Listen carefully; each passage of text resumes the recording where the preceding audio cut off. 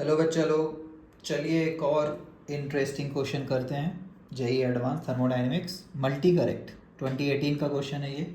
Again सारे concept revise भी हो जाएंगे और सारे कॉन्सेप्ट चेक भी हो जाएंगे। तो ये एक डायग्राम दिया हुआ है, उसको मैं चलिए फिर से बनाता हूँ और उसी के आसपास का स्पेस यूज़ करूँगा सारा कुछ लिखने के लिए। तो जैसे आप देख सकते हैं ये हॉरिजॉन्टल लाइन है, तो इसमें क्या फिक्स है? वाई कोऑर्डिनेट फिक्स है। वाई एक्सिस से देखिए एक ही पॉइंट से मीट करेगा, तो ए और सी का वाई कोऑर्डिनेट सेम है। वाई कोऑर्डिनेट में क्या है? वॉल्यूम। तो इसको क्या बोलते हैं? आइसोकोरिक। Volume constant. और वॉल्यूम कांस्टेंट सुनते साथ क्या ज़ीरो होगा?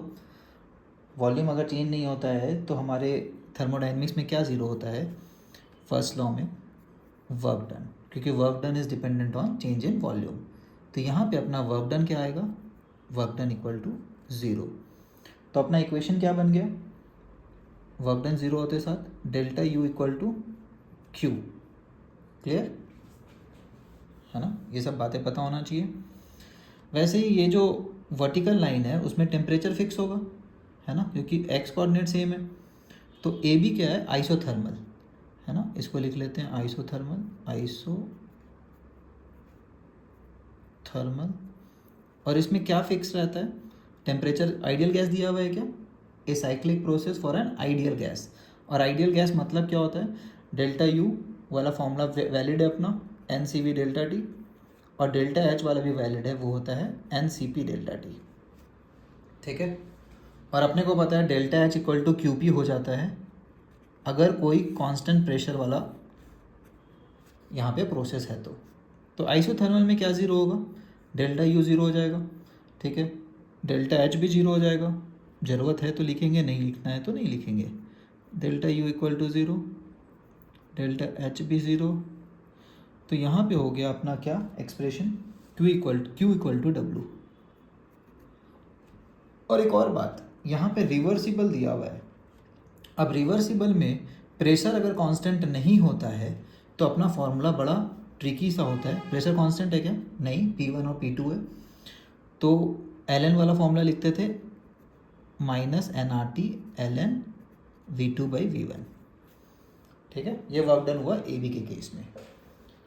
अब आते हैं BC के केस में। सब कुछ लिख चुके हैं, Q भी पता चल गया अपने को, सब कुछ ही पता चल गया है। ठीक है। तो BC के केस में आ जाते हैं। BC क्या है अपना? दिख रहा है P2 मतलब नहीं भी समझ में आ रहा है कि स्ट्रेट लाइन क्या होगा, V/T कांस्टेंट। अगर किसी को नहीं समझ में आ रहा, स्लोप कांस्टेंट है, तो भी इसको P2 दिख रहा है तो उसको समझ आना चाहिए कि क्या है, आइसोबारिक है। तो इस पर अपन लिख लेते हैं आइसोबारिक प्रेशर कांस्टेंट। अब प्रेशर कांस्टेंट के बारे में अपने को क्या क्या पता है कि वर्क डन अगर प्रेशर कांस्टेंट है तो रिवर्सिबल में सिंपल ही वाला फॉर्मूला होता है, कॉम्प्लेक्स फॉर्मूला नहीं होता है। जो भी फाइनल प्रेशर दिख रहा है वही गैस का प्रेशर बन जाएगा। एक्सटर्नल प्रेशर के बराबर बनता है जब एक्सपेंशन वगैरह रुकता है, ठीक है, या कॉन्ट्रैक्शन जो भी है। तो फाइनल प्रेशर जो होता है वही यहाँ पे लेते हैं, P2 V2 माइनस V1। ठीक है। और कुछ पता है क्या? डेल्टा यू बता सकते हैं। हाँ, डेल्टा यू लग रहा है, बता सकते हैं। N C V T2 minus T1। तो B से C के लिए T2 माइनस T1 है। कोई C से B का पूछा ना डेल्टा यू, तो हम लोग बोलेंगे T1 माइनस T2। ठीक है। फाइनल टेम्परेचर माइनस इनिशियल होता है। उसके बाद Q के बारे में क्या बोल सकते हैं? Q का फर्स्ट लॉ से तो फॉर्मूला लिख ही सकते हैं कि डेल्टा यू प्लस ये वाला वर्क डन, इन दोनों का सम होगा। और कोई फॉर्मूला लिख सकते हैं क्या? ये कांस्टेंट प्रेशर पे था, कांस्टेंट प्रेशर पे QP को और क्या लिख सकते हैं? Delta H. देखिए, है ना। तो क्या इसको NCP T2 माइनस T1 बोल सकते हैं? बोल सकते हैं, कोई दिक्कत नहीं है। क्लियर? तो इतनी सारी बातें देखिए हम लोग को पता होता है। ऊपर वाले के लिए भी कुछ कुछ लिख लेते हैं। ऊपर वाले के लिए बेचारों को छोड़ दिया गया है, उसके लिए भी कुछ कुछ लिख लेते हैं। तो work done zero, delta U equal to Q है। और क्या लिख सकते हैं? डेल्टा यू का फॉर्मूला लिख सकते हैं। डेल्टा यू का फॉर्मूला क्या आएगा? डेल्टा यू ही क्यू है, उसका फॉर्मूला आएगा NCV T2 minus T1। A to C का बात कर रहे हैं अपन, मान के चल रहे हैं। ठीक है। A से C का ये है T2 माइनस T1, यही अपना Q भी है, QAC। ठीक है। C से A पूछेगा तो उल्टा कर देंगे, यहाँ A से B निकाले और यहाँ B टू C निकाले। ठीक है, वैसे यहाँ सी से ए निकालना चाहिए था, बट ठीक है ए टू सी निकाल दिया अपन। डायरेक्शन देख लीजिए, आपका मन कर रहा है तो ए बी सी ए ऐसे कर सकते हैं, तो T1 माइनस T2 हो जाएगा। क्लियर। अब देखिए क्या क्या बोल रहा है, बोल रहा है Q ऑफ ए से सी, तो ए से सी का जो Q है वो आया N C V T2 minus T1 is equal to delta U B to C. Delta U B to C क्या आया था अपना, ठीक है, इसलिए इसको देख के ही अपन लिखें ये वाला, ए डायरेक्शन में अपन निकाल रहे हैं। तो डेल्टा यू क्या है, N C V T2 minus T1, क्या मैच कर रहा है, Q of A C match कर रहा है, इससे मैच कर रहा है, तो क्या ये ट्रू हो गया, ये ट्रू हो गया अपना। ठीक है, दिख रहा है अब सॉर्टेड है, अब दिख रहा है अपने को ग्राफ में ही, नहीं तो हर बार सोचना पड़ेगा, बहुत डिफिकल्ट होता है बिना लिखे। Work done in A to B, A से बी का वर्क डन क्या है भाई, N R T L N V two by V one, क्योंकि रिवर्सिबल वर्क डन था, रिवर्सिबल आइसोथर्मल में यही फॉर्मूला लगता है। ये लोग दिए हुए हैं ये, तो हम लोग बोलेंगे नहीं भाई सब आपका सेकंड पार्ट तो यहाँ गलत दिख रहा है। ठीक है, I hope it is clear कि ए से बी जो है वो पी नहीं चल सकता है, क्योंकि ये रिवर्सिबल वर्क डन है और वो भी आइसोथर्मल वाला है। आइसोथर्मल रिवर्सिबल का फॉर्मूला क्या होता है, N R T L N V two by V one, है ना। पी इंटू डेल्टा वी नहीं लिख सकते इसमें, पी इंटू डेल्टा वी तभी लिख सकते हैं जब एक्सटर्नल प्रेशर फिक्स हो, बट इस केस में एक्सटर्नल प्रेशर फिक्स नहीं है, P1 और फिर P2 हो जाता है, गैस के प्रेशर से ही पता चल जा रहा है।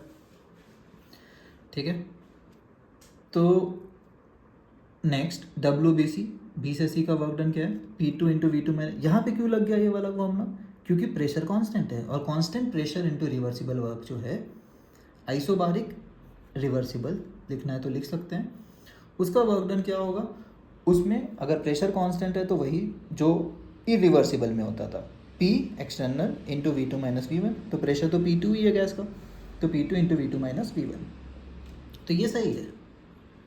इंटरेस्टिंग बात, ये गलत बट ये सही। QBC is equal to delta H A C, QBC क्या है, N C P T2 minus T1, delta H A C क्या है, ए सी का डेल्टा एच, डेल्टा एच यहाँ लिखे नहीं है, लिख सकते हैं, delta H is equal to N C P delta T, और ए टू सी का लिखना है तो T2 माइनस T1, क्या मैच कर गया, देखिए QP जो B से C का प्रोसेस का Q था वही जो है N C P T2 minus T1 वही है A से C का डेल्टा एच। क्लियर, तो ये वाला ट्रू हो गया, तो ये अच्छी बात है, ये मिल गया क्योंकि ये यहाँ पे भी है, ये यहाँ पे भी है। ठीक है, तो सेकंड वाला दोनों ट्रू हो गया, तो बी तो आंसर है ही है। अब सी और डी में देखना है, अब देखिए यहाँ पे फर्स्ट पार्ट और सेकंड पार्ट उल्टा उल्टा है।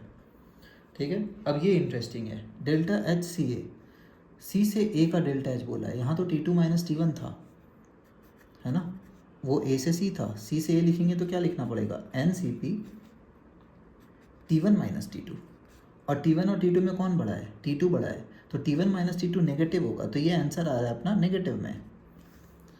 ठीक है, डेल्टा यू सी ए से कंपेयर करना है, डेल्टा यू क्या है, एन सी वी, और सी से ए जाना है फिर से, तो T1 माइनस T2, ये भी नेगेटिव आया। ठीक है, ये भी नेगेटिव आ रहा है।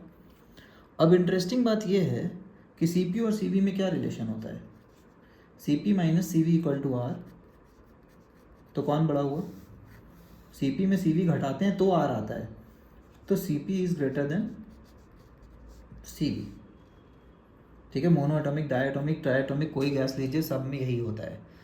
अब देखिए नेगेटिव वाला आंसर है और उसमें ये ज़्यादा बड़ा है मैग्नीट्यूड में, तो क्या ये मैग्नीट्यूड में बड़ा हो गया, तो ये सपोज अगर आया है -200 तो इसका मैग्नीट्यूड छोटा है, ये आएगा -100, तो फाइनल आंसर बड़ा कौन हुआ, डेल्टा यू बड़ा है कि डेल्टा एच बड़ा हुआ, पता है -100 और -200 में कौन बड़ा होता है।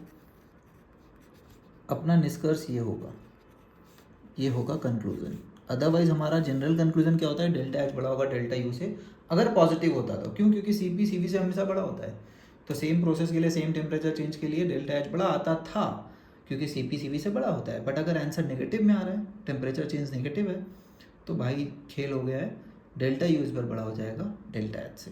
ठीक है, काफ़ी इंटरेस्टिंग क्वेश्चन, काफ़ी टाइम लगा बट इट्स वर्थ इट, क्योंकि काफ़ी कॉन्सेप्ट कवर हुए हैं। ओके, चलिए bye everybody, thanks for watching.